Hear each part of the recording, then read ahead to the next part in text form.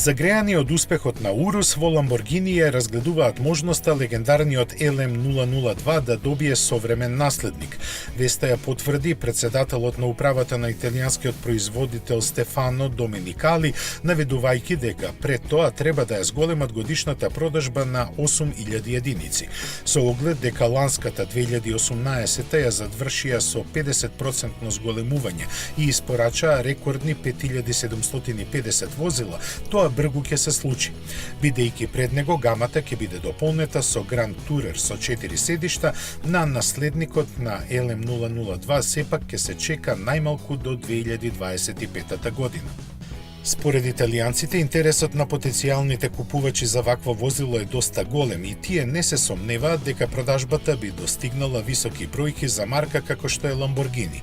Моделот LM002 од 1986 и 1993 година се произведе во само 328 примероци. Своевремено имаше доста поклоници, бидејќи тогаш ретко кој можеше да се осмели да спои робусен теренец со тркачки настроен V12 мотор со 450 конски сили.